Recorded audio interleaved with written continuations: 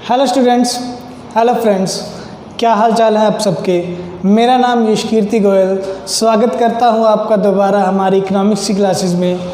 आपको जो last lecture मिला वो मिला बैलेंस ऑफ पेमेंट के ऊपर। आशा करता हूं वो आपको लेक्चर अच्छा लगा होगा, सारी चीज़ें अच्छे से समझ आई होंगी।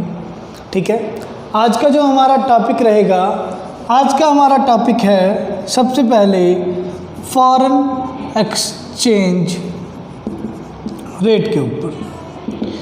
ठीक है, आज का जो हमारा टॉपिक है फॉरेन एक्सचेंज रेट के ऊपर कि फॉरेन एक्सचेंज रेट क्या है, मीनिंग क्या है इसका, किस तरीके से हम फॉरेन करेंसीज का लेन देन करते हैं या कौन सी संस्थाएं इनको ऑर्गेनाइज करवाती हैं। तो इस टॉपिक से रिलेटेड जो इम्पोर्टेंट क्वेश्चन हैं वो तो मैं आपको साथ ही में बताऊंगा।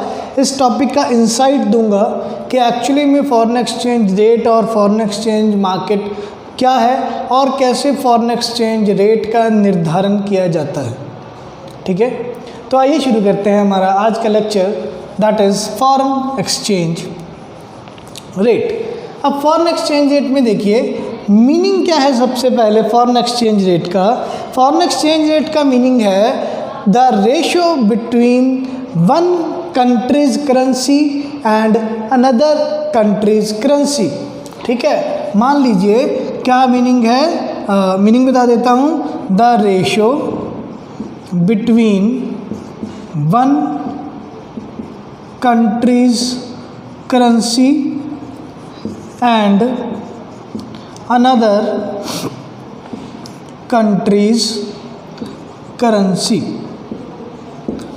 ठीक है, क्या मीनिंग है, एक कंट्री की करेंसी का किसी दूसरी कंट्री की करेंसी के बीच में क्या रेशो है, वो होगा foreign exchange rate. For example आज के टाइम में हम कहते हैं कि जो एक US डॉलर है, 1 US डॉलर है, ये लगभग बराबर है फॉर एग्ज़ाम्पल 70 रुपये, फॉर एग्ज़ाम्पल 70 रुपये। ठीक है, तो हम क्या कहेंगे, क्या इनका है 70:1। इंडियन करेंसी का US डॉलर के मुकाबले क्या फॉरेन एक्सचेंज रेट आया 70:1। और अगर US डॉलर की बात करेंगे, US डॉलर का इंडियन करेंसी के मुकाबले क्या रेट हो जाएगा। तो जिस कंट्री की बात हो रही है उसकी वैल्यू पहले लिखेंगे। मान लीजिए हम US डॉलर की बात कर रहे हैं तो US डॉलर की वैल्यू पहले, और जिस कंट्री के साथ कंपैरिजन कर रहे हैं दैट इज़ 70, तो 70 रुपीज़ बाद में। तो ये हो जाएगा foreign exchange rate, that is the ratio between one countries currency and another countries currency. ठीक है, मीनिंग क्लियर है कि फॉरेन एक्सचेंज रेट का मीनिंग क्या है। इसके बाद अब फॉरेन एक्सचेंज रेट का मीनिंग पता लग गया, फॉरेन एक्सचेंज रेट का मीनिंग पता लग गया कि फॉरेन एक्सचेंज रेट क्या है। ठीक है, तो ये रेट ही तो आ गया हमारे पास, ये रेट आ गया ना कि एक डॉलर के मुकाबले आपको भारतीय 70 रुपये मिलेंगे, तो ये रेट आ गया। ठीक है, अब फॉरेन एक्सचेंज रेट से रिलेटेड कुछ 2-4 कंसेप्ट्स जो बहुत ज़्यादा क्वेश्चन में पूछे जाते हैं, जैसे कि सबसे पहले revaluation and devaluation, revaluation and devaluation. ठीक है, रीवैल्यूएशन मतलब रीवैल्यूएट करना, अपनी वैल्यू को, अपनी करेंसी की वैल्यू को दूसरी करेंसी की वैल्यू के मुकाबले रीवैल्यूएट करना, इंक्रीज करना। ठीक है, ध्यान से समझिए। और ये करेगा कौन, जब भी रीवैल्यूएशन या डीवैल्यूएशन की बात होगी, दिमाग में बिठा लीजिए, बहुत इंपॉर्टेंट है। जब भी रीवैल्यूएशन या डीवैल्यूएशन की बात होगी तो वो कौन करेगा, वो करेगा कंट्री की गवर्नमेंट। वो कौन करेगा, कंट्री की गवर्नमेंट करेगी। अब करेगी कैसे, मान लीजिए एक US डॉलर चल रहा है 70 रुपीज़ फॉर एग्ज़ाम्पल। ठीक है, और मान लो अभी गवर्नमेंट कोई बयान दे दे, गवर्नमेंट कह दे कि हमारी जो करेंसी है इंडियन रुपी, ये एक US डॉलर के मुकाबले हो जाएगी 65 रुपीज़।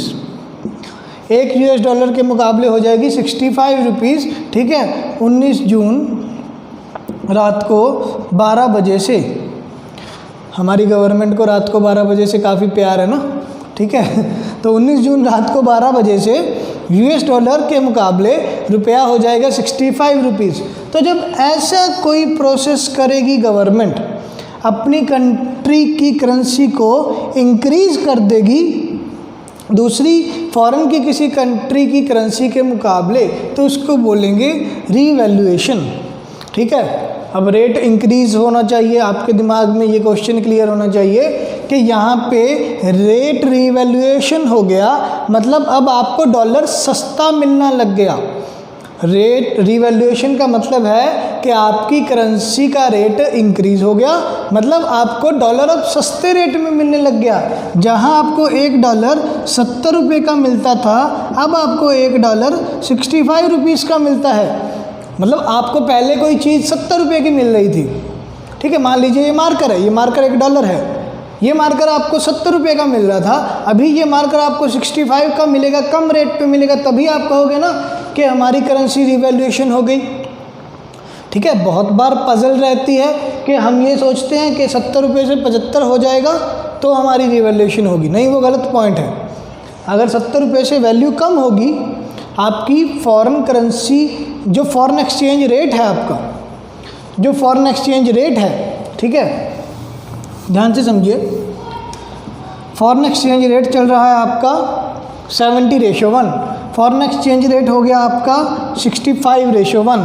तो जब आपका फॉरेन एक्सचेंज रेट, या इसको शॉर्ट फॉर्म में हम बोलते हैं फॉरेक्स रेट, फॉरेक्स रेट जब आपका डिक्रीज़ होगा, जब आपका फॉरेक्स रेट डिक्रीज़ होगा, तो उसको हम बोलेंगे कि आपकी करेंसी की रीवैल्यूएशन की गई है। और रीवैल्यूएशन करने का राइट किसके पास है? सिर्फ और सिर्फ सेंट्रल गवर्नमेंट के पास। क्लियर है? ठीक है, तो ये हमारा एक कंसेप्ट हो गया रीवैल्यूएशन। इसके बाद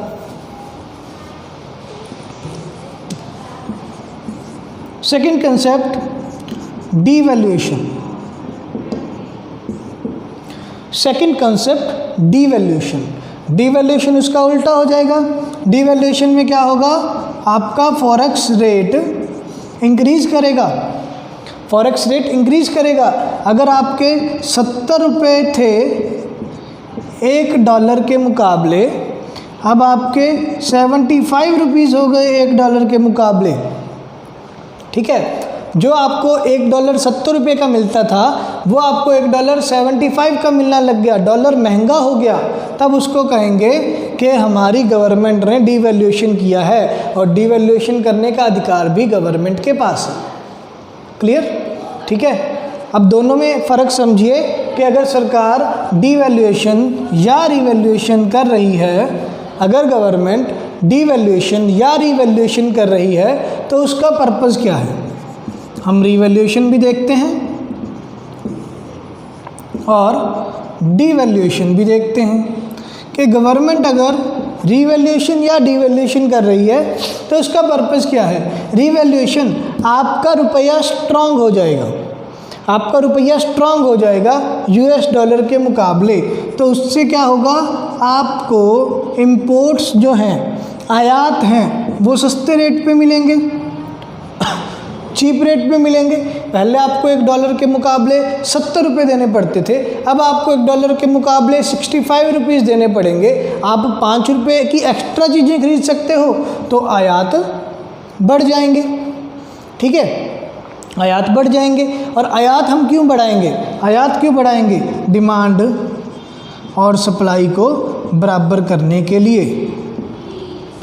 ठीक है, हमें कहा जाता है कि भारत एक कृषि प्रधान देश है। भारत में गेहूं और चावल बहुत ज़्यादा होते हैं, वीट और राइस बहुत ज़्यादा होता है। ठीक है, पर आप में से बहुतों को पता भी होगा, जिनको नहीं पता मैं उनको बता भी देता हूं कि इंडिया राइस और वीट एक्सपोर्ट भी करता है, और कुछ राइस और वीट इंपोर्ट भी करता है, ताकि इंडिया में जो डिमांड आ रही है उसके बराबर की सप्लाई कर सकें। क्लियर? तो इसलिए इंपोर्ट्स सस्ते मिल जाएं हमें, उसके लिए कोई भी कंट्री क्या करेगी, रीवैल्यूएशन करेगी। इसके बाद है डिवैल्यूएशन। डिवैल्यूएशन क्यों करेंगे, इसका उल्टा। डिवैल्यूएशन हम क्यों करेंगे, एक्सपोर्ट्स को इंक्रीज करने के लिए।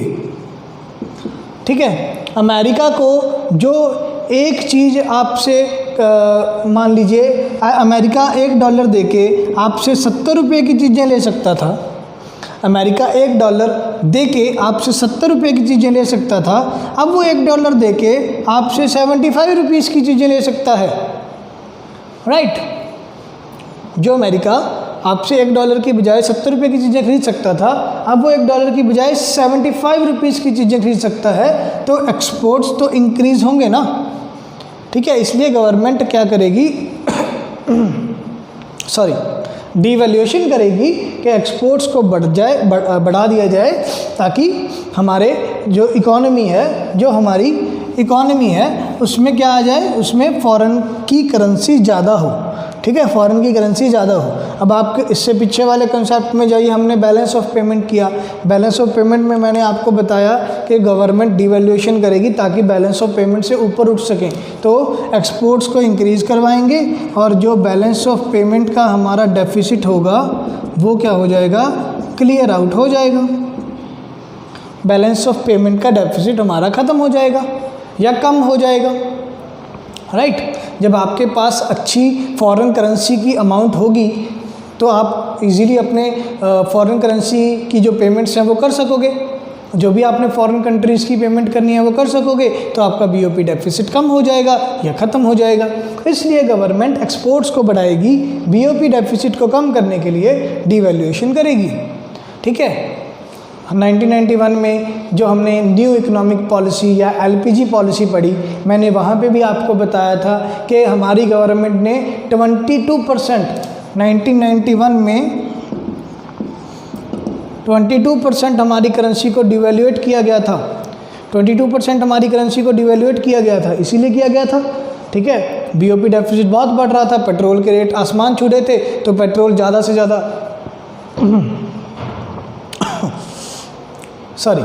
पेट्रोल बहुत ज़्यादा खरीदने पर हमें बीओपी डेफिसिट हो गए। अब बीओपी डेफिसिट से निकलना था तो क्या किया, 22% अपनी करेंसी का रेट कम कर दिया, एक्सपोर्ट्स हमारी कंट्री के बढ़ गए, हमारे पास थोड़ा पैसा आ गया, हमने अपना लोन चुका दिया। क्लियर है, रिवैल्यूएशन और डिवैल्यूएशन के कंसेप्ट में डिफरेंस और इनका क्या इफ़ेक्ट होगा। ओके, इसके बाद दो और कंसेप्ट हैं, एप्रिसिएशन एंड डेप्रिसिएशन। दो और कंसेप्ट हैं, ये हमारा थर्ड कंसेप्ट है,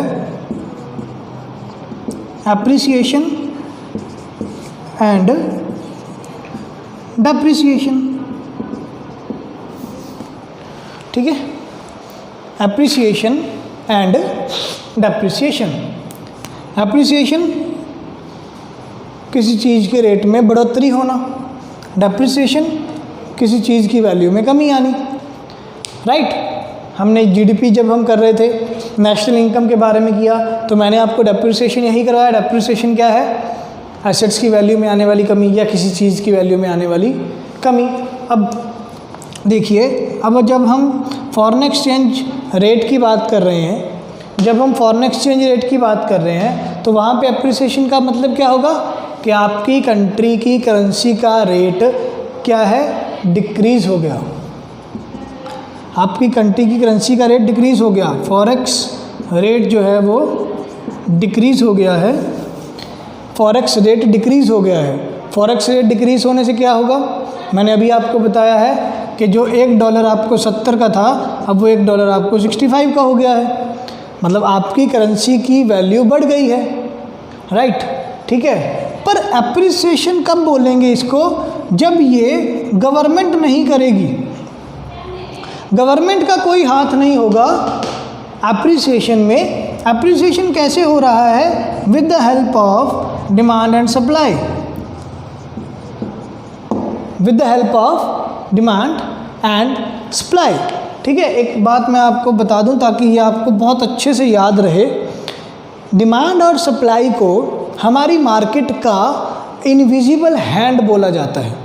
दो इनविजिबल हैंड्स हैं हमारी मार्केट के, दो अदृश्य बाजुएं हैं, दो अदृश्य बाजुएं हैं।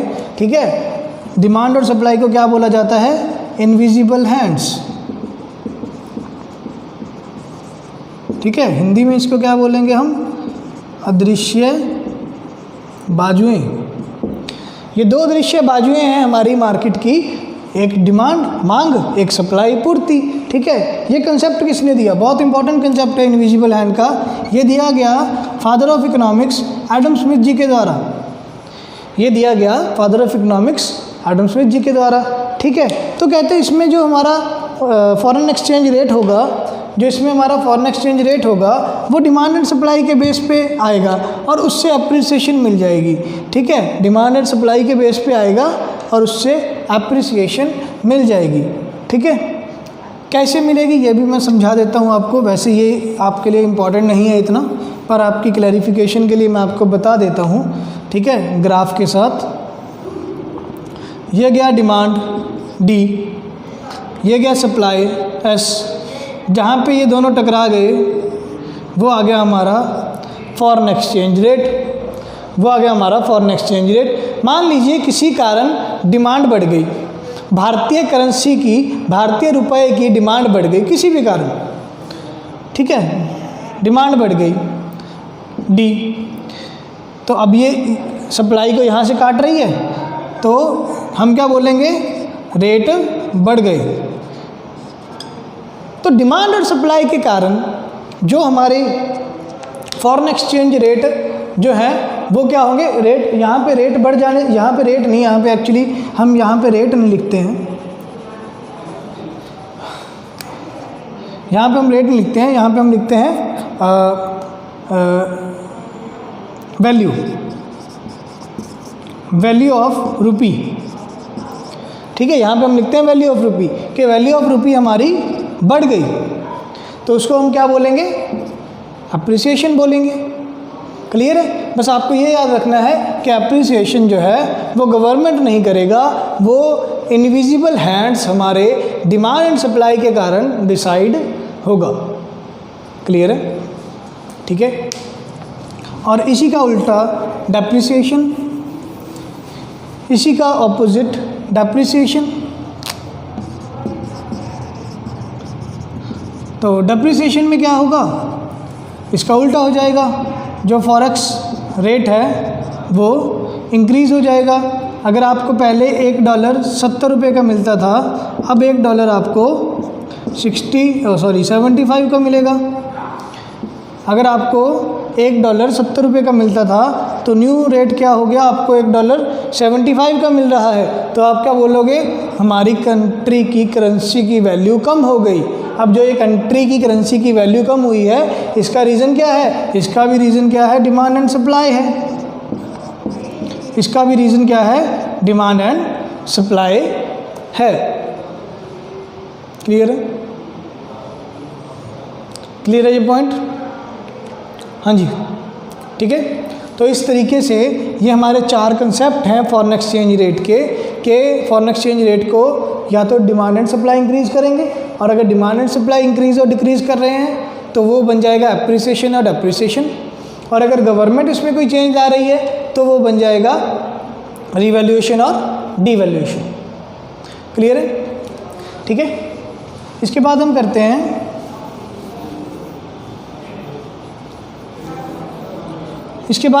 हैं कि फॉरेन एक्सचेंज रेट का डिटर्मिनेशन कैसे होगा।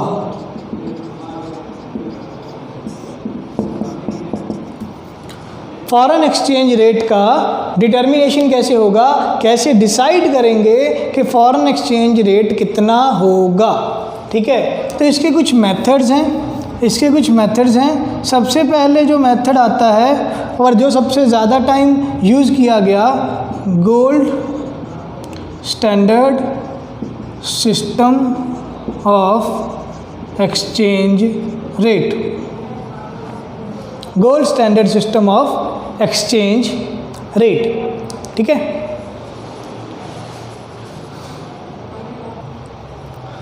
कंटिन्यू करते हैं हमारे gold standard system of exchange rate जो मैं आपको बताने जा रहा था। देखिए, gold standard system of exchange rate क्या है? Gold standard system of exchange rate है कि जो हमारे करेंसी का रेट डिसाइड होगा, वो डिसाइड होगा गोल्ड के रेट के साथ। नाम से ही पता चल रहा है वो तो कि करेंसी का रेट कैसे डिसाइड होगा, गोल्ड के रेट के साथ। फॉर एग्जांपल मान लीजिए इंडिया में गोल्ड का रेट है फॉर एग्जांपल 30,000 पर आउंस, आउंस में मापते थे, ठीक है। 1 आउंस बराबर 30 ग्राम्स,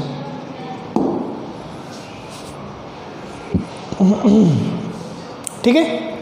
1 आउंस होता है 30 ग्राम्स के बराबर। तो इंडिया में हम किसी भी रेट को हम आउंस में मापते थे। तो मान लीजिए इंडिया में रेट है 30,000 रुपये 1 आउंस का, ठीक है। और यूएसए में रेट देखा, मान लीजिए यूएसए में रेट है $600 पर आउंस। यूएसए में रेट है $600 पर आउंस। अब हम इनका रेशो देखेंगे, इनका रेशो कितना आ गया, 30,000 रेशो 600, तो ये कितना हो गया आपका, हो गया ये 50/1, राइट, ठीक है। तो हम क्या करेंगे, गोल्ड स्टैंडर्ड सिस्टम में एक कंट्री में गोल्ड का क्या रेट है, दूसरी कंट्री में गोल्ड का क्या रेट है, और उसको देखेंगे कि इनकी जो रेशो है, इन दोनों कंट्रीज़ के गोल्ड के रेट की जो रेशो है वही उनके एक्सचेंज रेट की रेशो बन जाएगी। इसको बोला गया gold standard system of exchange rate. और ये कैसा एक्सचेंज रेट था, ये gold standard system of exchange rate कैसा एक्सचेंज रेट था, ये था फिक्स्ड रिजाइन एक्सचेंज रेट। मतलब अगर एक बार के लिए रेशो 50/1 आ गई, एक बार के लिए हमारे पास फॉरेन एक्सचेंज रेट 50/1 आ गया, तो ये कुछ टाइम के लिए फिक्स रहेगा, 1 महीने, 2 महीने, 6 महीने, साल, कुछ टाइम के लिए ये हमारा एक्सचेंज रेट फिक्स रहेगा, ठीक है। तो इसको बोला गया ये किस करेंसी रिजाइन के अंदर आता है, फिक्स्ड रिजाइन एक्सचेंज रेट के अंदर आएगा। क्लियर है, क्लियर है। कुछ फैक्ट्स बता देता हूँ मैं गोल्ड स्टैंडर्ड के आपको, कुछ फैक्ट बता देता हूँ मैं गोल्ड स्टैंडर्ड के आपको। इंग्लैंड पहला कंट्री था जिसने 1821 में, इंग्लैंड पहला कंट्री था जिसने 1821 में गोल्ड स्टैंडर्ड सिस्टम की शुरुआत की। इंग्लैंड पहला कंट्री था 1821 में जिन्होंने गोल्ड स्टैंडर्ड सिस्टम की शुरुआत की। और 1869 तक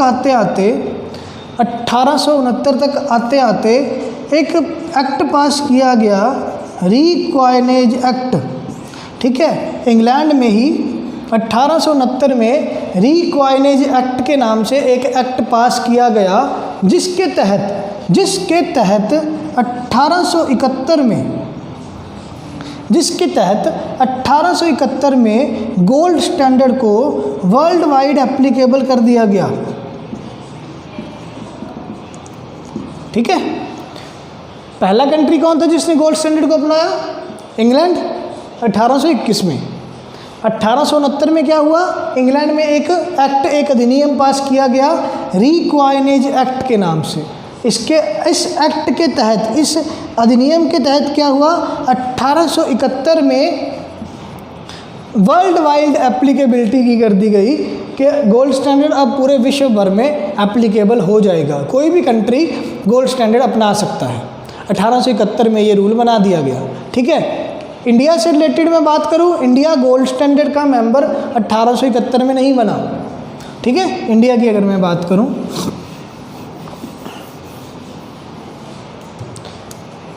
1899 में हमारे वाइसरॉय चल रहे थे, लॉर्ड कर्जन, ठीक है। वाइसरॉय थे, लॉर्ड कर्जन वाइसरॉय थे। तो इन्होंने क्या किया, इन्होंने एक्ट पास किया, Indian coinage and paper currency act, ठीक है। लॉर्ड कर्जन जी ने एक अधिनियम पास किया Indian coinage and paper currency act के नाम से। अब 1899 में हमारा ब्रिटिश इंडिया 1899 में British India gold standard exchange rate का हिस्सा बना। ठीक है, क्लियर है? ठीक है, पीसीएस में ऐसे ही कभी क्वेश्चन नहीं आया। पीसीएस में ये क्वेश्चन आया था कि इंडिया या ब्रिटिश इंडिया गोल्ड स्टैंडर्ड का कब हिस्सा बना। ठीक है, 1899 में हिस्सा बना था। लॉर्ड कर्जन ने एक्ट पास किया था, कॉन्सेप्ट पास किया था, Indian coinage and paper currency act के नाम से एक एक्ट पास किया, जिसके तहत जो हमारा इंडिया है गोल्ड स्टैंडर्ड का हिस्सा बन गया। ठीक है, और 1900 तक आते विश्व के सारे देश गोल्ड स्टैंडर्ड का हिस्सा बन गए। ठीक है, विश्व के सारे देश गोल्ड स्टैंडर्ड का हिस्सा बन गए। और 1921 में वर्ल्ड वॉर 1 फर्स्ट पहले विश्व युद्ध के ख़त्म होने के कुछ साल बाद 1921 में गोल्ड स्टैंडर्ड को बंद कर दिया गया। गोल्ड स्टैंडर्ड को बंद कर दिया गया, पर एक देश था जो अभी भी गोल्ड स्टैंडर्ड के अकॉर्डिंग चल रहा था, वो था यूएसए। तो यूएसए वालों ने 1930 में गोल्ड स्टैंडर्ड को बंद किया। ठीक है, बाकी सारी कंट्रीज़ ने 1921 में गोल्ड स्टैंडर्ड पे काटा मार दिया।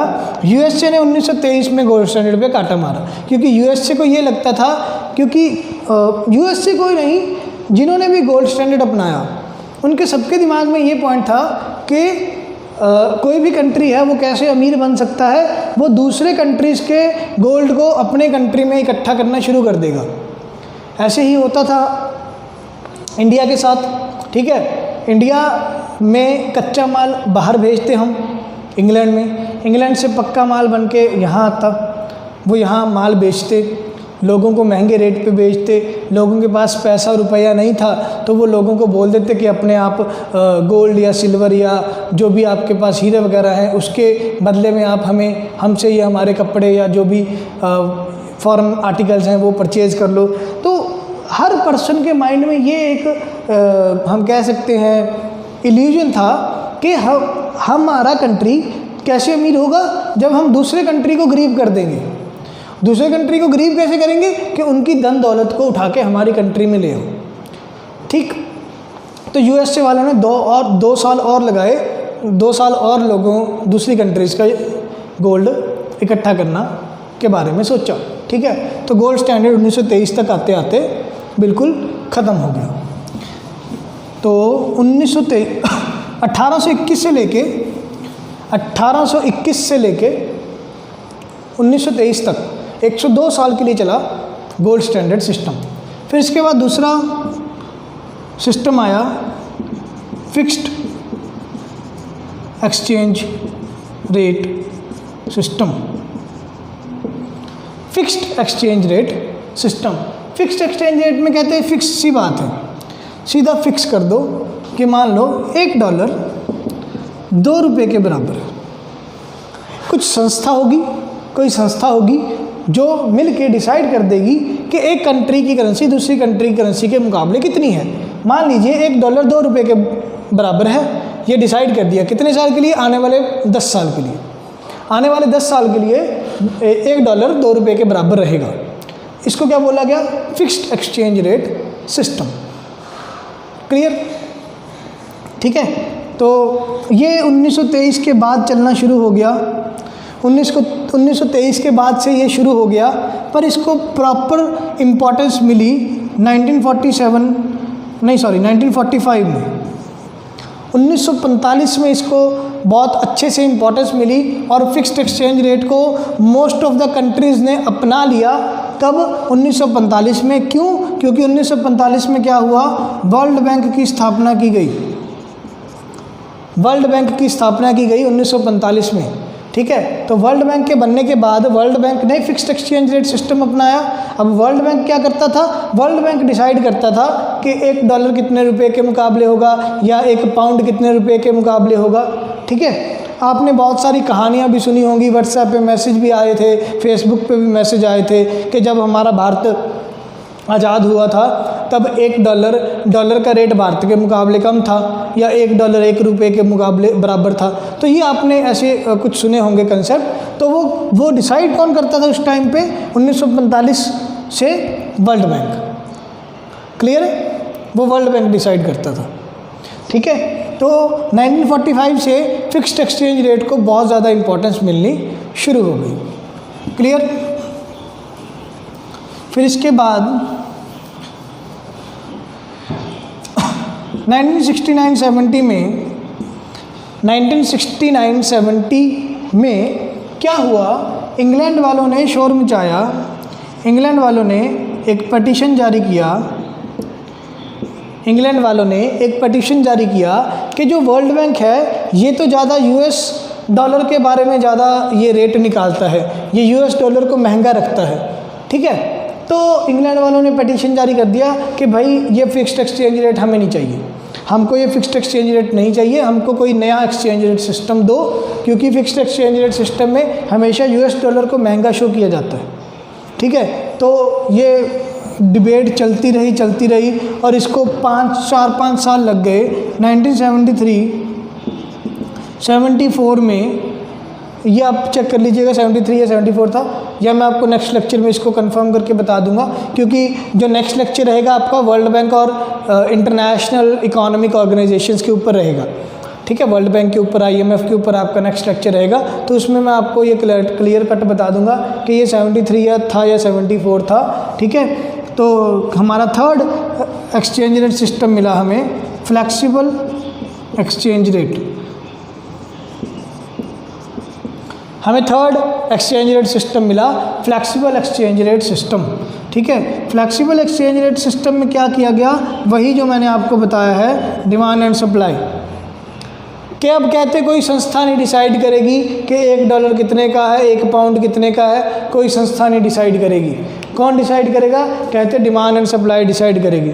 जहाँ डिमांड और सप्लाई कट कर जाएंगे उतना रेट आ जाएगा। मैं कहता हूँ मुझे आलू 20 रुपये किलो चाहिए, सामने वाला रेडी वाला बंदा कहता है जी मैं तो 15 का बेचूंगा, वो कहता है मैं 25 का बेचूंगा। ठीक है, तो करते कराते 22 पे बात अटक गई कि 22 रुपये किलो आलू ले लो। तो जहाँ पे डिमांड, जहाँ पे सप्लाई, मैंने कहा मुझे डॉलर इतने रुपए का चाहिए, USA वाले कहते हैं हम इतने का बेचेंगे, तो जहाँ डिमांड और सप्लाई अटक जाएगी वो हमारा उतना फ्लेक्सिबल एक्सचेंज रेट सिस्टम के अंडर फॉरेन एक्सचेंज रेट आ जाएगा। क्लियर। ठीक है, तो ये 73 या 74 में आपको नेक्स्ट क्लास में बता दूंगा, एक बार आप 73-74 लिख लीजिए। ठीक है, तो मोस्ट ऑफ द कंट्रीज़ ने फ्लेक्सिबल एक्सचेंज रेट सिस्टम अपना लिया, पर इंडिया ने अभी भी नहीं अपनाया। इंडिया ने अभी भी नहीं अपनाया। ठीक है, क्योंकि इंडिया LPG पॉलिसी या न्यू इकोनॉमिक पॉलिसी के अंतर्गत ग्लोबलाइजेशन में नहीं आता था। हमने फॉरेन कंट्रीज़ को परमिशन नहीं दी हुई थी कि आप हमारी कंट्री में आके अपनी कंपनियां खोलो। हमने वो परमिशन कब दी, 1991 में LPG पॉलिसी के अंदर। ठीक है, तो LPG पॉलिसी में आने के बाद 1994 में इंडिया ने अपनाया फ्लेक्सिबल सिस्टम को, फ्लेक्सिबल फॉरेन एक्सचेंज रेट को इंडिया ने कब अपनाया, 1994 में। क्लियर है, क्लियर है। ठीक है, तो ये हमारे 3 important foreign exchange rate system है कि कैसे फॉरेक्स रेट को डिटरमाइन किया जाएगा। ठीक है, पहला क्या था, गोल्ड स्टैंडर्ड, 1921 से शुरुआत हुई, 1923 तक चला। फिर उसके बाद फिक्स्ड एक्सचेंज रेट सिस्टम 1923 से चलना शुरू हो गया, पर इम्पोर्टेंस कब मिली, 1945 में वर्ल्ड बैंक बनने के बाद। फिर 1973-74 के लगभग करीब हमारा फ्लेक्सिबल एक्सचेंज रेट आया, जिसमें डिमांड एंड सप्लाई के साथ में हम चेक करेंगे कि कितना रेट होना चाहिए। ठीक है, और इंडिया इसका मेंबर कब बना, 1994 में इंडिया फ्लेक्सिबल एक्सचेंज रेट का मेंबर बना। तब से लेके 1974 से लेके ये 1973-74 अब तक फ्लेक्सिबल एक्सचेंज रेट सिस्टम ही चल रहा है। क्लियर है। ठीक है, तो ये था हमारा आज का टॉपिक फॉरेन एक्सचेंज रेट के ऊपर। अब इसके क्वेश्चन देखिए आपको कैसे, कितने सारे क्वेश्चन बन सकते हैं। सबसे पहले सबसे आसान क्वेश्चन मीनिंग का, फॉरेन एक्सचेंज रेट क्या है, फॉरेन एक्सचेंज मार्केट क्या है। फॉरेन एक्सचेंज मार्केट क्या है, जहाँ पे फॉरेन एक्सचेंज रेट का डिसीजन होगा कि कितनी डिमांड आ रही है, कितनी सप्लाई आ रही है, दोनों कट करेंगे, वो मार्केट उतना रेट डिसाइड कर देगी। ठीक है, फिर फॉरेन एक्सचेंज रेट के कंपोनेंट्स आ जाएंगे, appreciation, depreciation, revaluation, devaluation. Revaluation का क्या मतलब है, डिवैल्यूएशन का क्या मतलब है, एप्रिसिएशन का क्या मतलब है, डेप्रिसिएशन का क्या मतलब है। या इनसे रिलेटेड क्वेश्चन आ जाएंगे कि अगर आपके फॉरेन एक्सचेंज रेट कम हो रहा है तो वो रिवैल्यूएशन है या डिवैल्यूएशन है। अगर आपके फॉरेन एक्सचेंज रेट में आपकी करेंसी की वैल्यू बढ़ रही है तो वो क्या है, एप्रिसिएशन है या डेप्रिसिएशन है। ऐसे क्वेश्चन बनते हैं, ठीक है। फिर क्वेश्चन आ जाएंगे डिटर्मिनेशन के ऊपर, गोल्ड स्टैंडर्ड के ऊपर कितने ही क्वेश्चन बन गए। पहला कंट्री किसने अपनाया, कब अपनाया, पूरे वर्ल्ड पे ये कब लागू किया गया, इंडिया गोल्ड स्टैंडर्ड का हिस्सा कब बना, गोल्ड स्टैंडर्ड में कैसे रेट देखते हैं, गोल्ड स्टैंडर्ड में गोल्ड की क्वांटिटी कितनी लेते हैं, ठीक है। जैसे मैंने आपको बताया था 1 आउंस 30 ग्राम्स। तो ऐसे क्वेश्चन बहुत बन रहे हैं गोल्ड स्टैंडर्ड के। फिर फिक्स्ड स्टैंडर्ड के क्वेश्चन आ जाएंगे। फिक्स्ड स्टैंडर्ड में रेट कौन डिसाइड करता था, वर्ल्ड बैंक करता था जी, ठीक है। वर्ल्ड बैंक कब बना, 1945 में बना। चलो वर्ल्ड बैंक के ऊपर तो आपको अलग से लेक्चर मिलेगा, ठीक है। फिर फ्लेक्सिबल एक्सचेंज रेट कब लागू हुआ, इंडिया कब इसका मेंबर बना, फ्लेक्सिबल एक्सचेंज रेट में रेट का डिसीजन कैसे होता है।